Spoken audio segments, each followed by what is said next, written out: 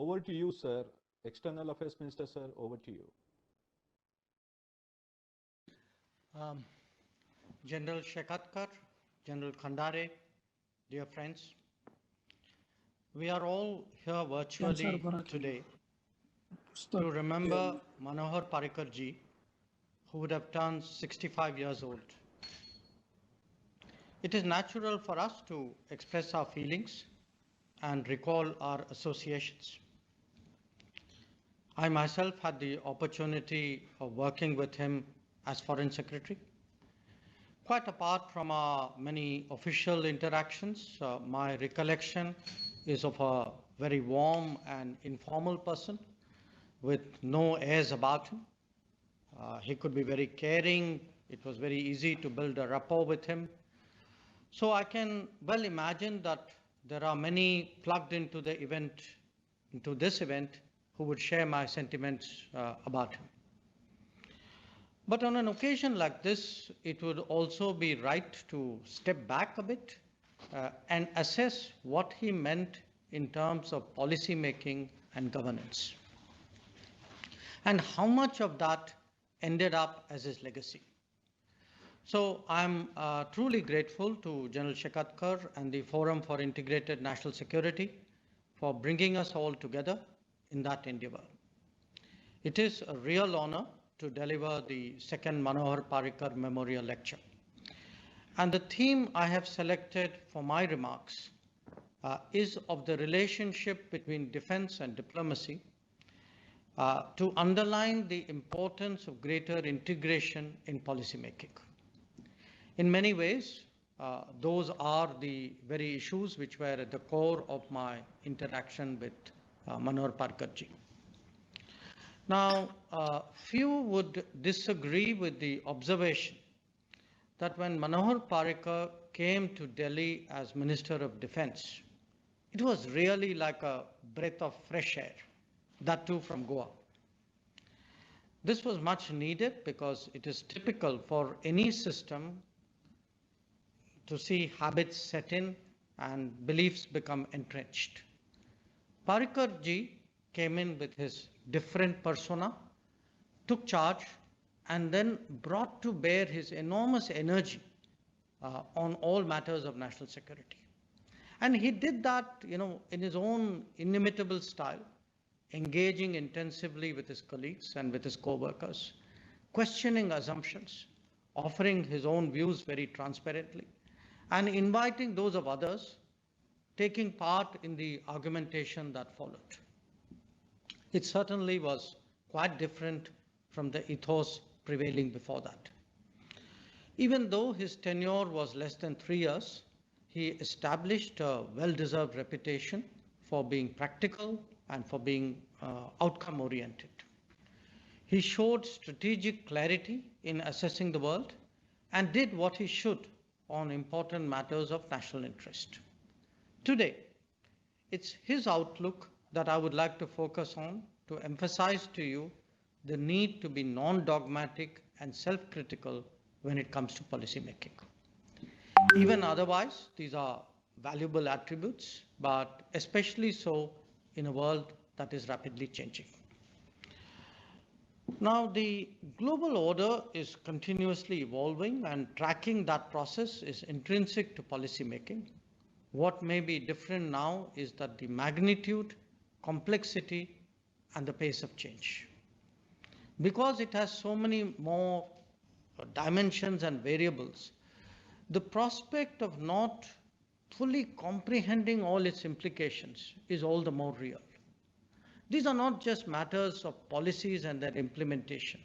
We have actually seen sharp shifts in the basic stance and behavior of nations and their interplay with each other. Some of this has unfolded more visibly in the last year, but its contours were evident even before. The salience of China and the repositioning of the United States are perhaps the two sharpest examples. But there are many others of great consequence, whether we speak of Brexit and intra-EU politics, the Abraham Accords and the dynamics of the Gulf, the challenges faced by Africa, the ideological debates which we see in Latin America, or the evolution of the Indo-Pacific, each in their own way, are a reflection of this larger rebalancing and the emergence of multipolarity. Now, the resulting redistribution of power is, however, not a zero-sum game among national competitors. There are new assertions in areas like connectivity and finance, just as there are growing deficits in global goods and multilateral regimes. Such a profound transformation in the global landscape obviously cannot leave India unaffected.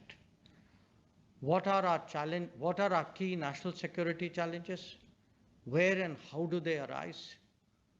Who are actual or potential partners? What can be optimal solutions?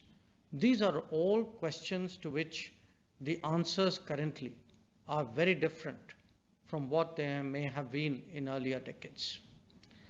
Our policy planning, indeed our strategic thinking, must obviously adjust to these new realities. Change, however, is not just external. If we are the fifth largest economy in the world, and third actually by PPP terms, our relationship with the world cannot be the same as when our ranking was much lower. Similarly, if our contribution to global talent and skills demand is so much larger, then so too will be our relevance in the calculation of others. A growing domestic demand will give our markets a salience in the business planning of the world that it did not have earlier. The same holds true for our growing capabilities, whether in defense, economy, or technology. On the big global issues of our times, whether we speak of climate change or trade flows or health concerns or data security, India's positioning has more influence on the eventual outcome. Our stakes in the world have certainly become higher, and correspondingly, so too have the expectations of us. Simply put, India matters more, and our worldview must process that in all its aspects. And just as important, our work style and mindset must adjust to raise the level of our game. The national security challenges faced by this rising India are also obviously going to be very different. At one level, some of the more perennial problems associated with our national consolidation and development will continue. In particular, a long-standing political rivalry is today expressed as sustained cross-border terrorism by a neighbor. Today, as General Jaishankar reminded us, is the anniversary of the attack on our parliament. In some other cases, activities of insurgent groups need to be continuously monitored and neutralized. But the world is a competitive place, and India's rise will evoke its own reactions and responses. There will be attempts to dilute our influence and limit our interests. Some of this contestation can be directly in the security domain.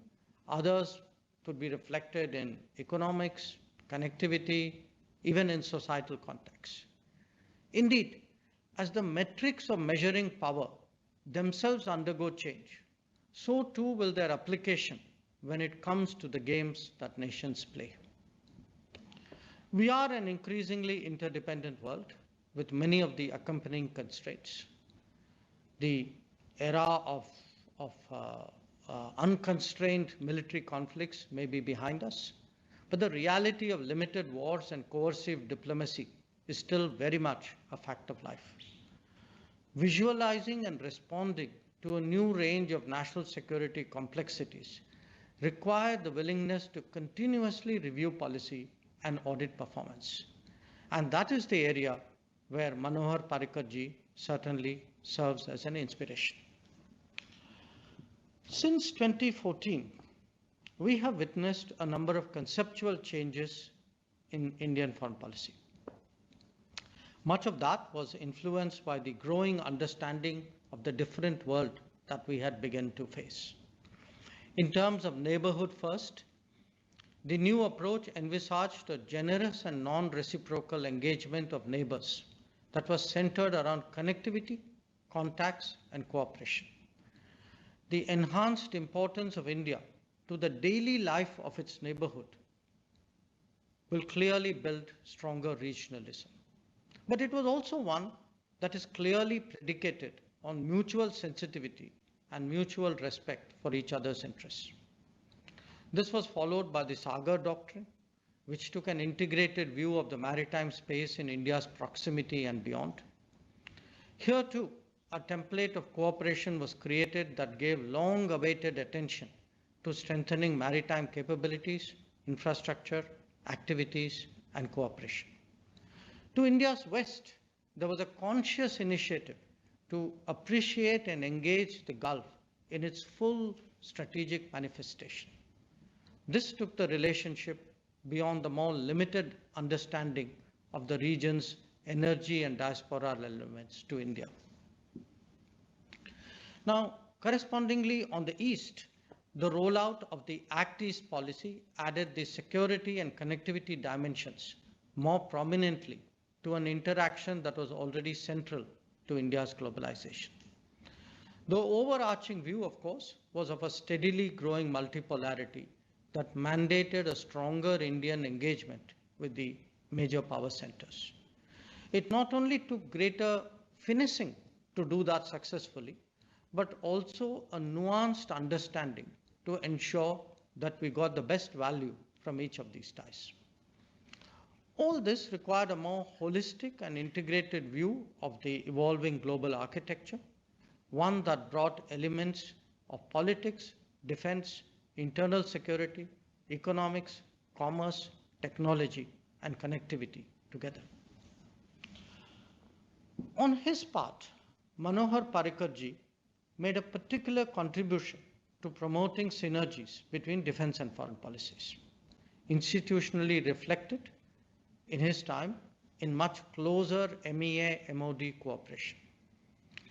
This yielded results not only in terms of the larger strategic framework, but also in responding to the challenges of the day. If we were successful in evacuating 5,600 persons of 41 countries during the Yemen conflict, this was due in no small measure to the contributions made by the Indian Navy and the Air Force. The civil-military partnership was even more strongly in evidence when we responded so promptly to the catastrophic Nepal earthquake in 2015. Indeed, the firm establishment of India's role as a first responder in HADR situations across the Indian Ocean and its littorals was a result of these shared endeavors. That Op Rahat, Op Maitri, or Op Sankat Mochan entered the foreign ministry lexicon so readily, so naturally, spoke volumes of the distance that we traveled during this period. The sense of coordination and shared responsibility that many of these activities reflected grew rapidly as we dealt with different facets of national security. Whether it was the strike across the LOC in the aftermath of the Uri terrorist attack, or the neutralizing of IIGs along the Myanmar border, the Foreign Ministry was very much an integral element of a larger effort.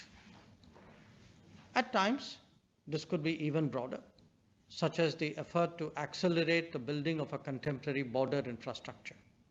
And here too, I saw firsthand Manohar Parrikar ji's willingness to challenge orthodoxies as he set about determinedly reforming the Border Roads Organization.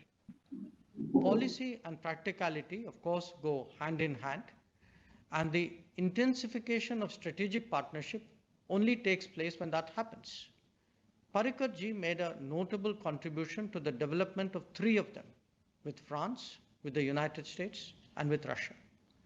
The personal equations he developed contributed in no small way to that objective. Overall, in an era where foreign policy has got more securitized and defense policy has got more strategized, the integrated outlook that he promoted has certainly introduced changes in our working style. So as we look ahead, it is natural to ask ourselves how he would have approached the issues with which we are grappling today. Now, the interplay between diplomacy and defense policy has been visible actually from the early days of our independence. Having served in many embassies where this was happening, I can personally testify to the difference that adept diplomacy can make to defense preparedness. Given our industrial limitations, we have long been dependent on import of equipment and technology. While it is now our endeavor to strengthen defense industry at home, it will nevertheless remain a major consideration in the foreseeable future. Now, it must be credited to Indian diplomacy that over the years, they have allowed the nation to source its defense needs from many suppliers, ranging from Russia and the United States to France, UK, Germany, Israel. We may take this as granted today in a world where commercial interests are paramount. But do remember that it happened through an era where actually political considerations were much more dominant. Indeed, much of our foreign policy energies were focused on developing this access, and our success in doing so should not actually diminish this achievement. Even more challenging was the task of overcoming the hurdles of technology denial that became increasingly problematic after 1974. While they targeted our nuclear and space capabilities, their impact on our defense requirements was also very significant. It is no accident that the resumption of India-US defense trade took place in parallel to the evolution of the India-US nuclear deal. Since then, India's membership of various export control regimes has enhanced the level of comfort vis-à-vis its defense partners. In recent years, the prospect of India participating in global defense supply chains has come closer to reality. Indeed, given the importance of contract designing and engineering, the value of Indian talent has also steadily grown for an international defense industry, focused particularly now on resilience and reliability. The doors that diplomacy has opened could well become India's windows to the world of global technology. As our capacities in the defense domain increase in tandem with an expanding footprint, these considerations will also be relevant when it comes to our own defense exports.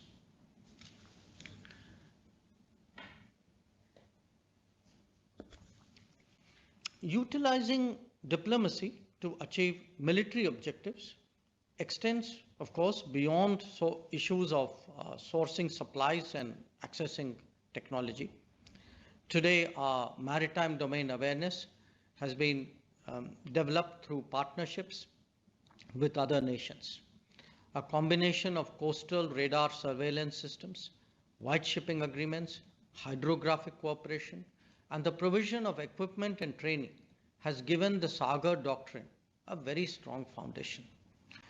If the International Fusion Center at Gurgaon has emerged as the region's hub for maritime security, it is in no small measure due to the larger relationships that India has developed with the participating countries. A similar logic drives the range of military exercises that all three Indian services undertake today with their foreign counterparts, bilaterally or plurilaterally. They too parallel the strategic convergences that have been developed through the use of multiple instruments and policies. These endeavors all contribute to greater regional and global stability and security, a goal as much for defense policy as it is of foreign policy. But having brought that out, let me also recognize that it works the other way around as well. The military can be an extremely effective platform to advance diplomatic goals, even in situations that are not conflict related. In fact, in the last 6 years, few activities have done more than HADR operations to enhance India's stature and credibility in the region. If we have developed a deserved reputation as a first responder, it is because we have done exactly that. In Yemen and Nepal in 2015, in Fiji in 2016, in Sri Lanka in 2016 and 17, Bangladesh and Myanmar in 2017, Indonesia in 2018, Mozambique in 2018 and 19, and most recently in Madagascar in 2020. These have been supplemented by initiatives to render medical assistance and provide essential supplies in our immediate and extended neighborhood, including during the COVID period. In fact, even when it came to directly addressing COVID health challenges, it was our military health teams that were dispatched to Kuwait, to Maldives, to Mauritius, and to Comoros. Beyond all that, of course, are the peacekeeping operations that we have conducted under the UN flag virtually since independence. Our record of 51 out of 71 UN deployments involving more than 2 lakh military personnel, often in very difficult circumstances, is not only widely appreciated, but has actually contributed, it has strengthened our credentials for the permanent membership of the UN Security Council. If the military training and support teams we have extended abroad have developed goodwill of partners, the policy dialogues and the staff talks have strengthened the sense of convergence as well. Now, however laudable better coordination and stronger partnerships may be, and I have spoken about them at some length, they are still inadequate for the world that we now live in. The complexity of challenges that we face in our respective domains is as important to recognize as the mounting stakes that we have in ensuring better outcomes. This is not just an issue for foreign defense, or I would say even national security policy, or even for governments. In fact, the quest for greater integration to realize better value is as applicable, to the business world, to even in our daily lives as it is to public policy. In the MEA, this has been a major focus of the changes that we have promoted and driven in the last 6 years. The objective is not only tighter in-house coordination, but also a conscious effort to work more closely with other ministries. I spoke of defense, but others as well, and leverage capabilities and talents even beyond the government. We have inducted officers from other services into MEA, established interdepartmental centers, utilized consultants and specialists, and partnered think tanks on high-profile dialogues. We see diplomacy today as much more than just negotiations between trained diplomats. It is as much about creating perceptions and shaping the public discourse. We are also undertaking an ambitious set of development programs abroad. And again, the Paul Mill aspect of our activities has been steadily increasing, indeed as the Mill-Paul ones. And as a field-led model of diplomacy, utilizing our presence abroad as a bridgehead for bringing in additional activities, that is really what is today our well-established SOP. Now, defense has no doubt its own variant of change, and the creation of the CDS was a notable landmark in that process.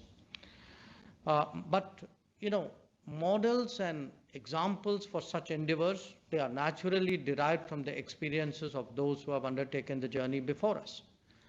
But as our own record in MEA affirms, we have to customize our reform planning to our particular needs and constraints. Jaishankar, of course, knows very much more about this than most of us, but I'm sure he would agree that as India undertakes the next generation of reforms and embraces greater Atmanirbharta, the military cannot be left behind. It must do its own introspection and prepare to meet effectively the new sets of challenges that we can all see are coming our way. The importance of stronger integration in matters of national security can, of course, never be overstated.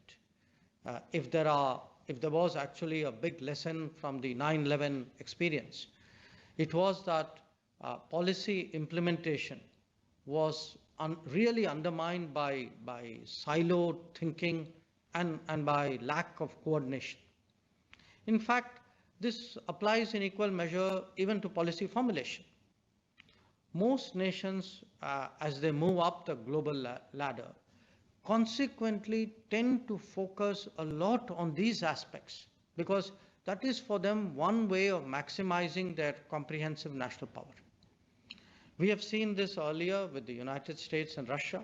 Today, it is very much in evidence where China is concerned. Call it coordination, sharing, integration, jointness, or in some cases even fusion.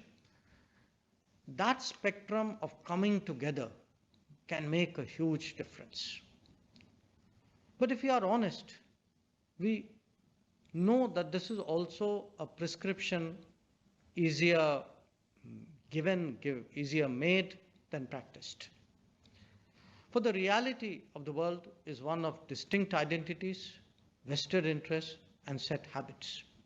Not just that, we should also accept that the era of generalists is increasingly behind us. The complexity of national security issues requires serious specialization, and that also means it requires equally serious integration. This is a subject close to my heart, and I have actually spoken about it on earlier occasions as well. So, even at the cost of repetition, I would like to emphasize today the criticality of rapidly improving our current status on this count. Every step forward, while undoubtedly it should be recognized as an achievement, but it should also be treated as the precursor for the next one. We can have exemplary symbolic measures. They may be very important, but in themselves, we must understand they can often be inadequate. There has to be a sustained follow-up to institutionalize integration and an unending effort to foster the accompanying work culture. This is truly a journey where, we can never afford to rest on our laurels. In India, we are all aware of the integration milestones in the national security domain, most notably starting with the establishment of the institution of the NSA and its secretariat. The services have also been progressing in their own way and at their own pace towards stronger coordination. While I do recognize that this is not as easy as it sounds, it is nevertheless important that the scale and intensity of challenges mandate that we go beyond halfway house solutions. This can also make a big contribution to the pressing task of optimal resource utilization. To overcome the constraints that all of us are familiar with, leveraging what exists more imaginatively is just as important as eliminating duplication, and both are possible only with better integration. Well, this argument can be made probably from every perspective, and I guess for all domains. Let me share with you how I see it as Foreign Minister. To my mind, adequately securitizing foreign policy is for me the absolute imperative. And the primary focus for that is quite obvious. There are really very few major states that still have unsettled borders to the extent that we do. Of equal relevance is the very, very unique challenge that we face of years of intense terrorism inflicted on us by a neighbor. We also cannot disregard attempts to undermine our national integrity and unity. And over and above these exceptional factors, There are the daily security challenges of long borders and large sea spaces. The thinking and planning of a polity that operates in such an uncertain environment naturally will give primacy, should give primacy to hard security. Even the development of diplomatic skills will be shaped by the nature of this agenda. Where India has strayed from that assumption in an earlier era, we have seen the costs to the nation. I accept that multilateralism and global issues, they undoubtedly have their importance, but they can never come at the cost of core national interest. Now, such realism may sometimes be mistakenly perceived as a defensive mindset. I believe that it is in fact a grounded one. As India expands its global interests and reach, there is an even more compelling case to focus on hard power. A larger responsibility, whether it be in maritime security, HADR, or peacekeeping, it does call for an updated understanding of the global situation. Encouraging our defense and security agencies to develop a better sense of the world is also necessary because of the vulnerabilities which are created by globalization. Whether it is at home or abroad, foreign policy cannot be conducted by any foreign ministry alone anymore. And the bigger you become, the more that comes your way, this logic is even stronger. It is only through the osmosis of continuous interaction that diplomats will understand defense and security better, just as soldiers and intelligence will develop a good understanding of world politics. Now, such a case can, indeed should, be made for other spheres as well. It is certainly our endeavor to make foreign policy more economic, more commercial, technological, digital, more focused on project delivery, more cultural, people-friendly. And each harmonization obviously offers the obvious gains in that particular domain. But they also underline what is today the expansion of the concept of power and its application. The world is more interpenetrative, and national frontiers are increasingly inadequate as a defense. Many activities that had only sectoral significance till now are getting politicized, sometimes, I dare say, even weaponized. Whether it is connectivity or trade, data or debt, tourism or education, all of them are emerging as instruments of influence, sometimes even of coercion. So the bottom line is this: we live in an increasingly integrated world. And unless our thinking matches that, as a nation, we will be selling ourselves short. So let me, in conclusion, thank FINS for the opportunity to share some of these thoughts with all of you today. We are in the midst of big change, and that is best advanced through open and vigorous debate. This was very much the temperament of Manohar Parrikar ji. Our real homage to him would be to make our motherland stronger, more capable, modern, and more secure. Thank you for your attention.